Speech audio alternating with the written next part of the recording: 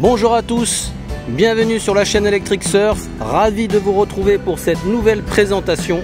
Aujourd'hui on va parler de la trottinette double moteur 60 volts, la Duo TTS D10.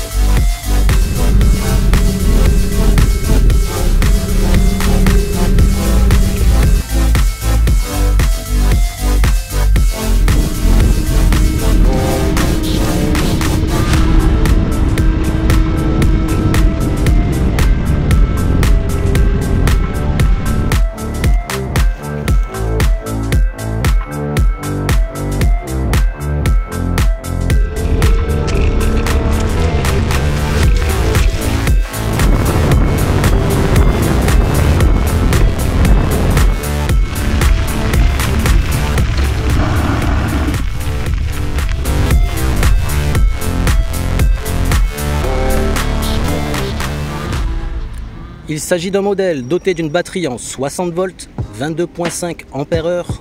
Les moteurs sont de 1600 watts chacun, totalisant 3200 watts. Il y a une suspension à l'avant comme à l'arrière. D'ailleurs, le châssis nous rappelle celui de la 010X ou la Varla Eagle One. J'attire aussi votre attention sur le fait que le kit frein hydraulique, c'est la marque d'Islande. Ça freine très bien. Même en enlevant le frein électrique, c'est étonnamment puissant. Il y a de jolis phares avec des Angel Eyes de couleur rouge. Au niveau du poste de conduite, on a le contacteur à clé situé à la gauche. On allume la trottinette via le LCD. Nous avons le commodo on-off pour la gestion des phares à l'avant. Les clignotants droite-gauche. Je l'ai mis à gauche, voyons voir comment ça clignote. Nous avons un klaxon d'un nouveau genre, assez atypique comme sonorité. Levier de frein arrière et levier de frein avant. On va pouvoir venir régler la souplesse à l'aide de cette vis au niveau du freinage. Les boutons Eco, Turbo et Single Dual. Un cintre suffisamment large pour pouvoir ajouter des accessoires afin d'agrémenter la conduite de la trottinette. Le cale-pied est conçu différemment de manière à aussi faire poignée de portage.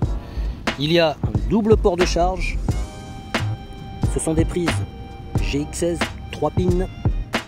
Avant de pouvoir rouler sereinement avec la trottinette, il y a tout de même quelques points de réglage dont je tiens à mentionner. Tout d'abord, les vis. N'oubliez pas de les visser avec de la Loctite. Ici, au niveau de la potence surtout. Maintenant, au niveau de la bague de serrage, c'est une bague 3 points. Alors initialement, j'avais du mal à bien serrer. Là, je pense avoir fait le nécessaire. Il n'y a plus de micro-jeu parce que je vous explique. À main nue, j'avais du mal à serrer pour pouvoir optimiser le serrage. Donc ce que j'ai fait, étant donné que le diamètre de la bague est plus important que la colonne, j'ai rajouté 2 bandes métalliques que nous voyons à l'écran. Il s'agit des bandes de nickel spécialement conçues pour la soudure, mais on peut choisir autre chose pour venir renforcer et limiter, neutraliser le jeu de colonne. C'est le premier inconvénient auquel j'ai dû faire face parce que je n'avais pas d'outils adaptés tels qu'une pince qui passe à travers ici là, à travers les 2 vis afin de bien serrer.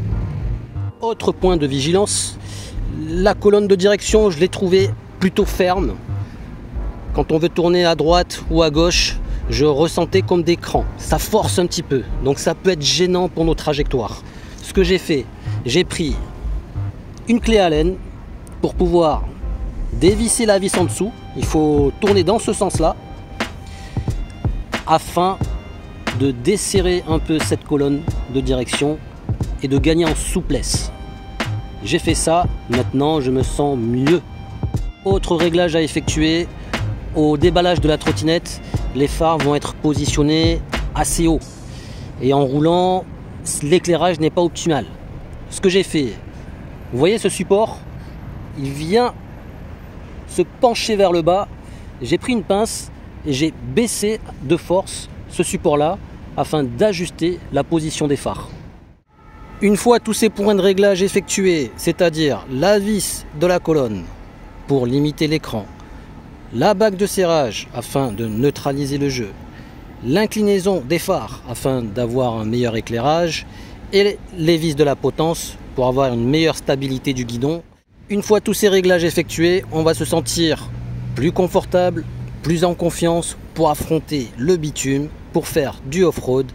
D'ailleurs, sans trop tarder, on est parti pour le test de la Duo TTS D10. Nous allons voir comment elle se comporte sur la route, l'autonomie qu'elle est capable de fournir. Et enfin, je donnerai mon avis, mon impression générale pour cette trottinette qui semble être une très bonne affaire. Eh bien, on va commencer par le test de la VMAX. Smartphone GPS connecté. On va comparer ça avec le LCD. Let's go!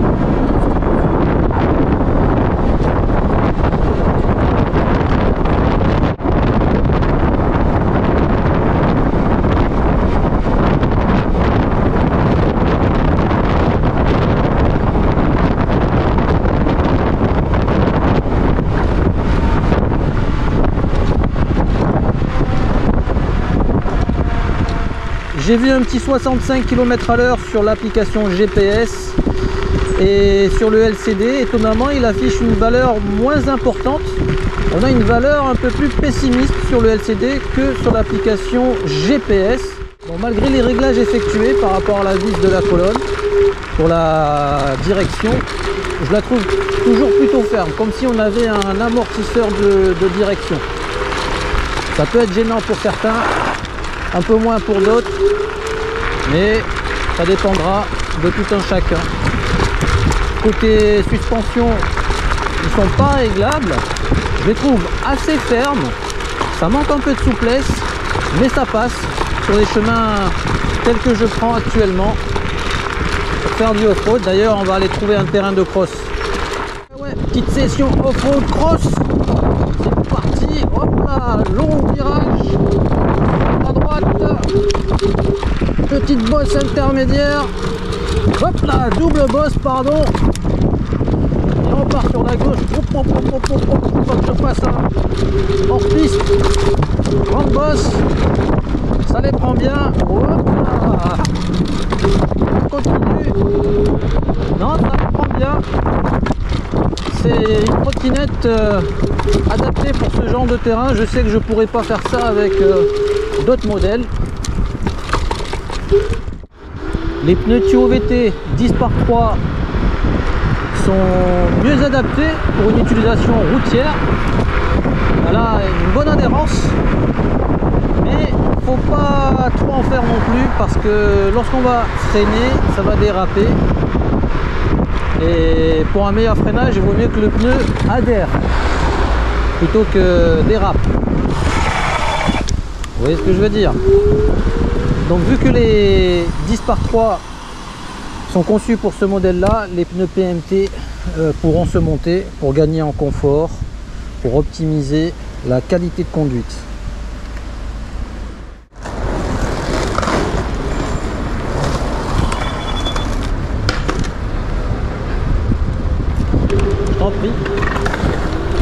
Allez, je vous embarque avec moi en plein cœur de la ville rose. On va aller profiter de la ville rose. Et spéciale dédicace à la boucherie située à ma droite. D'ailleurs, il y a plein de touristes là, des petits curieux qui s'interrogent sur la viande à acheter. Spéciale dédicace parce que les copains, il y a des copains qui y bossent, copains Trotty Rider. Donc petit clin d'œil. Donc on arrive au centre villois. Je vous en prie.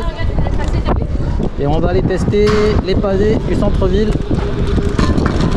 Bon, là c'est des pavés plutôt bien ajustés en termes de niveau. Mais vous allez voir, ultérieurement, on va rouler sur des pavés un peu moins bien montés, un peu moins bien installés. Et avec ces suspensions-là, ça passe quand même. Hein. Ah mais là.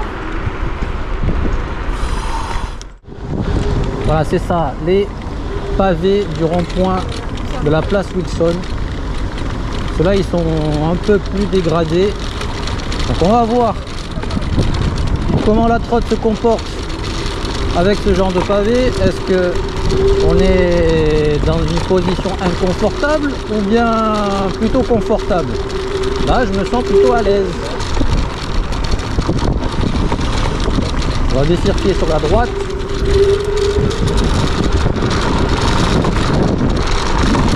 Non, ça va, ça passe.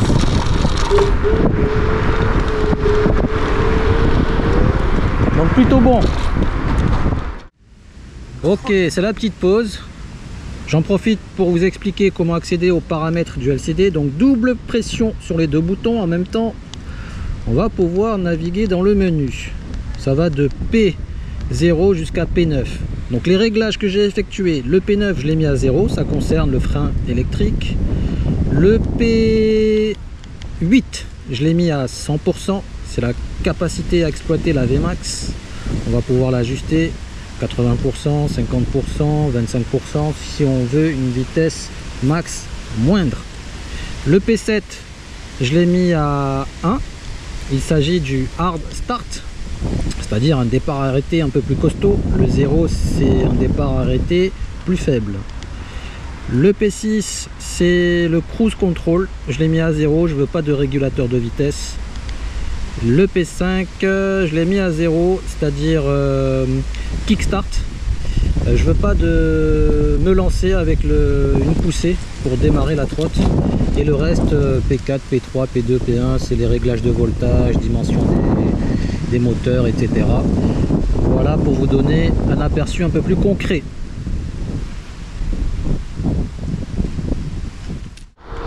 Ok, on vient d'accomplir les 30 km. Je regarde le voltage restant sans accélérer. 58,7 volts restant. Donc on est sous la barre des 60 volts. Autour de 59, 58 volts, pour moi c'est synonyme de 50% de batterie restante. Donc 50% consommé et 30 km accomplis pour une utilisation plutôt mixte, intense sur les longues lignes droites, plutôt cool lorsqu'il y a un peu de monde. Voilà pour vous donner une idée, pour un poids de 75 kg pour le rider. Donc pour l'acquisition de ce modèle, je laisse en description de la vidéo comme d'habitude toutes les informations nécessaires pour que vous puissiez y jeter un coup d'œil. Est-ce que ça vaut le coup ou pas? Est-ce que cette trottinette est faite pour vous? Dans tous les cas, je pense avoir été suffisamment clair sur les points de réglage à effectuer. Alors peut-être que ça concerne juste ma trottinette et pas les autres trottinettes, mais ça m'étonnerait.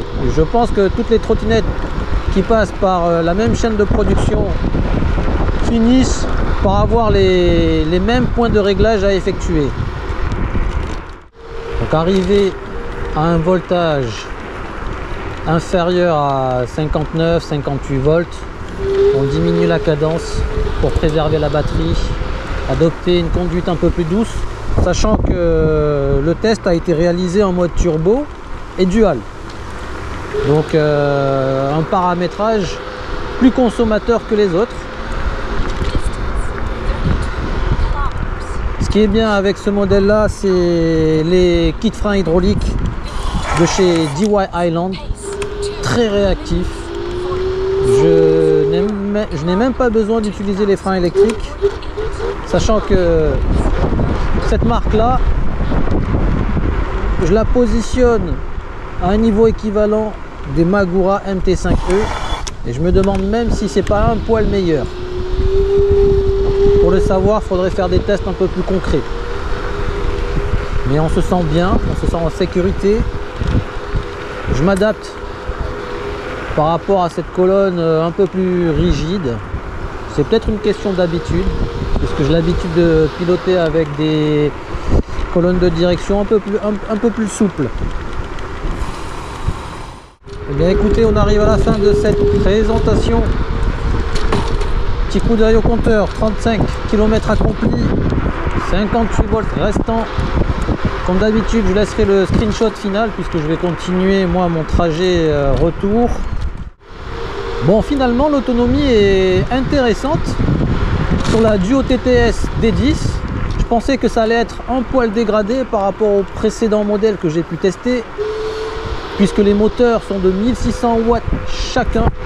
On a des moteurs très coupleux, une vitesse de pointe plus intéressante, et donc je m'attendais à une consommation de batterie un poil plus importante. Mais là, à l'approche des 40 km pour un voltage inférieur à 58 volts en sollicitation immédiate, ça signifie qu'on pourra atteindre les 45 km très facilement.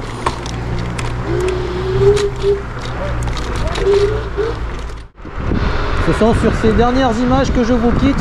Attention à la sortie de véhicule, petit regard, on poursuit. Les amis, merci pour votre attention. On se retrouvera pour de nouvelles vidéos, peut-être en ride, peut-être une présentation de rider, de trottinette, ou débattre sur l'aspect réglementaire. Dans tous les cas, la passion trottinette électrique demeure toujours présente. Electric vous salue et vous souhaite une bonne journée. Ciao ciao.